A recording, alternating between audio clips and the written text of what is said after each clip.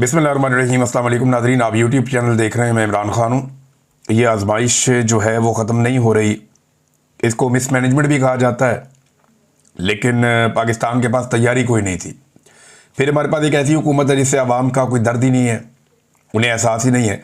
अब भारत ने गुज़िश्ता 24 घंटों में दूसरी मरतबा पाकिस्तान से रब्ता किया, और ये रब्ता ख़ास तौर पर दरिया सतलुज में इंतहाई ऊँचे दर्जे के सैलाब के हवाले से। देखें, एक तरफ तो पाकिस्तान में बारिशें हो रही हैं और लगातार पाकिस्तान में सैलाब का पानी दाखिल हो रहा है, चाहे वो चनाब का है, चाहे रावी का है, चाहे वो पानी जो है वो सतलुज का है। सतलुज में हालात बहुत ख़राब हैं और ये इंडिया से ही बहुत ख़राब चले आ रहे हैं। हिमाचल प्रदेश का इलाका ये मकबूजा कश्मीर के नीचे है। जब कश्मीर में बारिशें होती हैं तो ये इम्पैक्ट आता है हिमाचल प्रदेश तक, और हिमाचल से ये एरिया पानी समेत यहाँ का जो पानी है वो दाखिल हो जाता है इंडियन पंजाब के रास्ते पाकिस्तानी पंजाब में।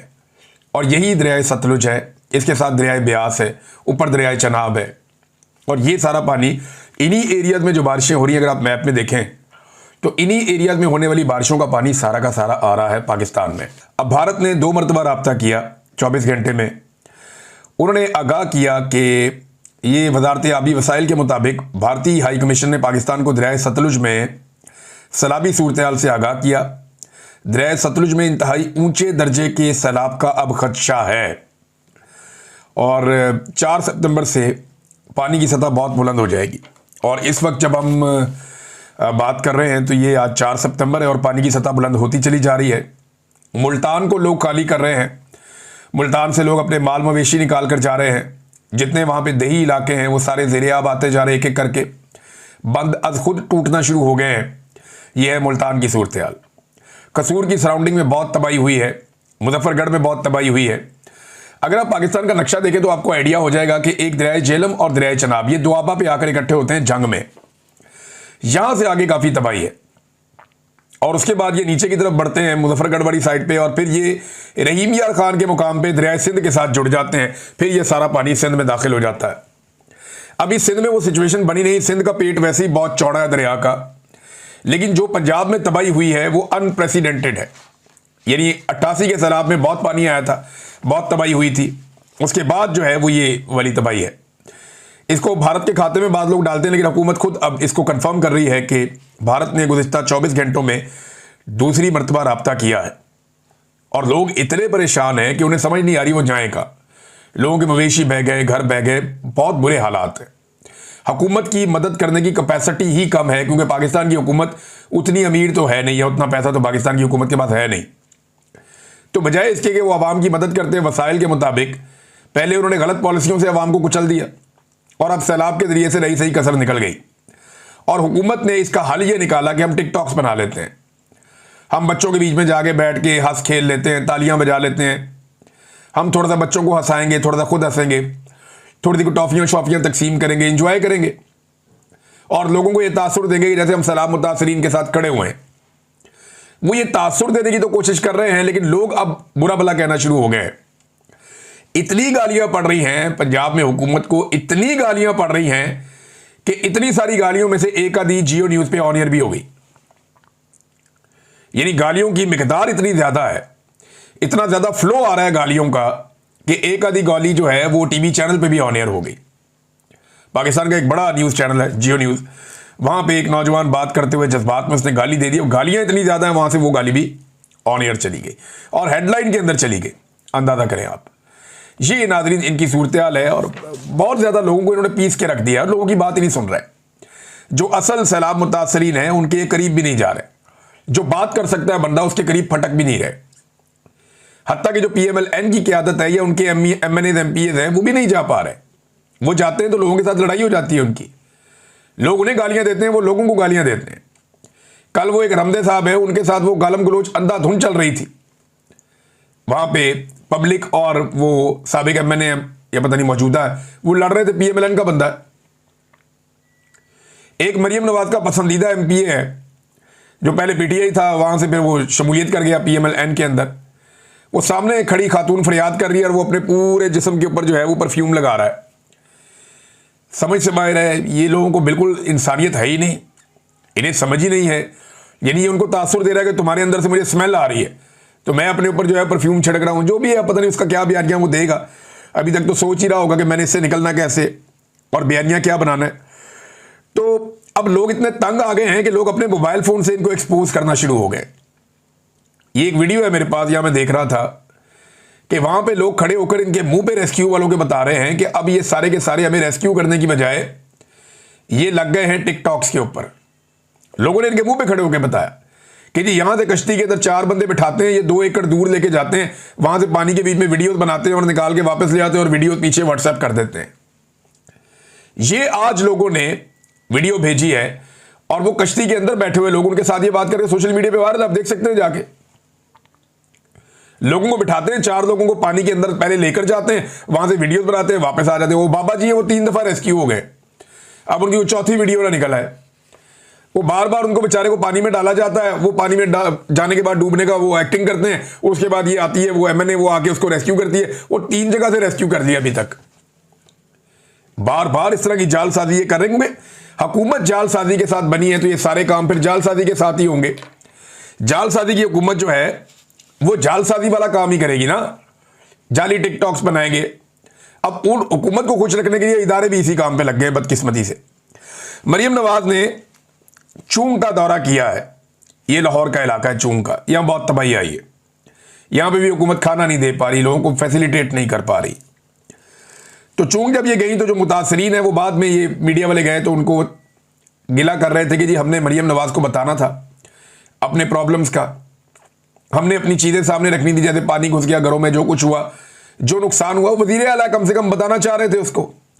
तो जनाब हमें एक कमरे के अंदर बंद कर दिया। खवातीन बता रही हैं कि हम मरियम नवाज से बात करना चाहते थे, उसकी आमद के मौके पर हमें एक कमरे के अंदर बंद कर दिया और एक स्टेज सजा के चंद लोग बिठा के मरियम नवाज के टिकटॉक बना के वहां से रवाना कर दिया।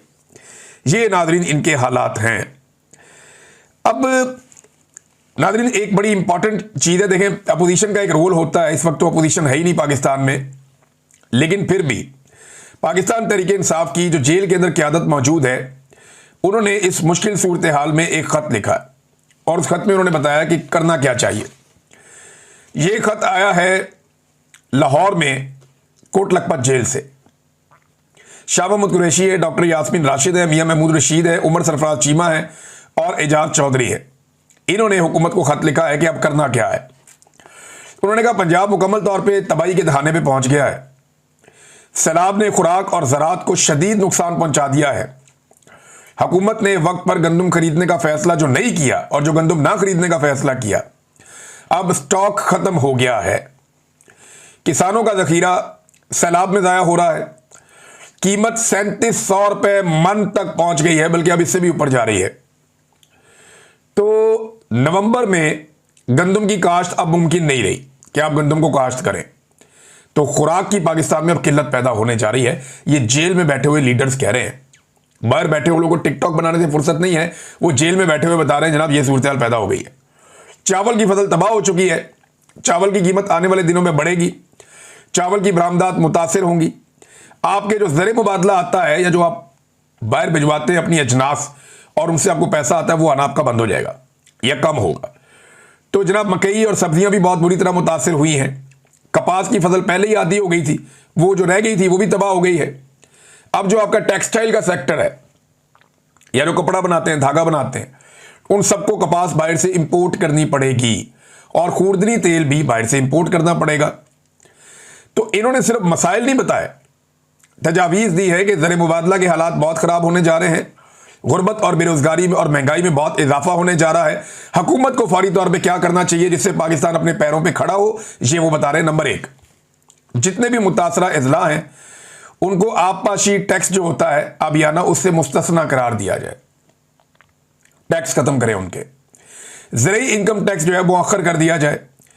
छोटे किसानों के जितने भी ज़रई कर्जे हैं वो माफ़ कर दिया जाए और हुकूमत फौरी तौर पर खुराक के हुसूल के इकदाम करे। देखें पाकिस्तान की गवर्नमेंट को फौरी तौर पे गंदम इंपोर्ट करनी पड़ेगी बड़े पैमाने पर। हो सकता है इस दफ़ा हमें चावल भी इंपोर्ट करने पड़े। तो खुराक पाकिस्तान में पूरी करनी पड़ेगी, हर हाल में करनी पड़ेगी, क्योंकि किसान की जो पहली प्रायोरिटी होनी चाहिए सैलाब उतरने के बाद वो चारा होनी चाहिए। सबसे पहले चारे का बंदोबस्त किया जाएगा ताकि जो जानवर हैं उन्हें महफूज रखा जा सके। पाकिस्तान जो है दूध पैदा करने वाले बड़े मुल्कों में से एक है। पाकिस्तान में दूध की खपत भी बहुत ज़्यादा है और अगर दूध की पैदावार कम होती है, जो हालात पैदा हो गए हैं उसके बाद, तो पाकिस्तान के लिए बड़ी मुश्किलात में इजाफा हो जाएगा। लिहाजा फौरी तौर पे ये इकदाम पाकिस्तान को करने पड़ेंगे। एक तो खुराक जितनी मैक्सिमम हो सकती है पाकिस्तान को इंपोर्ट करनी पड़ेगी, हमारी सरजमीन पे तो अब है नहीं। हुकूमत ने पहले खरीद कर स्टोर की नहीं, तो अब गंदम जो थी वो बहुत सारी ज़ाया भी हो गई है और अगले साल गंदम लगने की कोई उम्मीद नहीं है कि उतने बड़े पैमाने पर लगेगी जैसे नॉर्मली पाकिस्तान में, ख़ास तौर पे पंजाब में लगती है। तो ये सूरत हाल इंतहाई परेशान कुन है। इससे निकलने की तजावीज़ भी उन्होंने दी हैं। देखिए, मुझे ऐसा लगता है कि ये मुल्क को अब सिर्फ कर्ज़ों पे चलाएंगे। ये जो मौजूदा हुक्मरान है, एस्टेब्लिशमेंट और उनके साथ जितना ही टोला मिला हुआ है, इन सबको इस बात का आइडिया है कि ना इन्हें टैक्स कलेक्शन ठीक तरीके से हो रही है, ना ये ज़र मुबादला के ज़खायर संभाल पा रहे हैं और पैसा इकट्ठा करने के तमाम ज़राए नाकारा कर दिए हैं इन्होंने। एक्सपोर्ट्स पाकिस्तान की रुक गई हैं, बहुत कम एक्सपोर्ट्स हो रही हैं। ज़राअत में मुकम्मल तौर पे अब तबाही हो चुकी है। सियाहत पाकिस्तान में ना होने के बराबर। ओवरसीज़ वो वैसे ही नाराज़ हैं। सरमायाकारी तकरीबन सिफर है और ये सारे मानते हैं कि SIFC आर्मी चीफ ने बनाया, उसमें उन्होंने बड़ा जोर लगाया, अपने सारे जर्नैल ला के बिठाए, लेकिन फिर भी SIFC कामयाब नहीं हुई। वो एक सफ़ेद हाथी है और उसमें किसी किस्म की कामयाबी पाकिस्तान को नहीं मिली। लॉ एंड ऑर्डर की और अमन अमान की सूरत हाल इंतहाई ख़राब है। उसके बारे में हर दूसरे दिन रिपोर्ट्स आती हैं। अभी खैबर पख्तूनख्वा के बारे में एक रिपोर्ट आई है, दहशतगर्दी के 605 वाक़यात हुए हैं 8 महीने के दौरान खैबर पख्तूनख्वा में। 605 वाक़यात और 138 शहरी इसमें जाँ बहक हो गए, शहीद हो गए। इसी तरह बलूचिस्तान के अंदर तो नो गो एरिया बन गया है। तो ये कैसे मुल्क चलेगा? ये सिर्फ कर्जों पे चलेगा। ये कर्जे हासिल करते जाएंगे क्योंकि इन्होंने वापस नहीं करने। ये रिटायर होकर भाग जाएंगे पाकिस्तान से, ये यहां पाकिस्तान में रहेंगे ही नहीं। इन्होंने रिटायर होकर निकल जाना है, सियासतदान जो है उन्होंने जुतियां छोड़ के भाग जाना है और ये कर्जा पाकिस्तानियों को वापस देना पड़ेगा। देखिए, परवेज मुशर्रफ ने जो पैसा लिया क्या उसने वापस किया? जो पैसा ज़ियाउल हक ने लिया क्या उसने वापस किया? या जो पैसा नवाज शरीफ ने लिया क्या उसने वापस किया? या जो बेनज़ीर ने कर्जा लिया क्या उसने वापस किया? ये कर्जा वापस पाकिस्तान की आवाम को करना पड़ेगा। और जो कर्जा ये लेते हैं वो कर्जा अगर आवाम के ऊपर खर्च होता तो आज दिखाई देता। पाकिस्तान के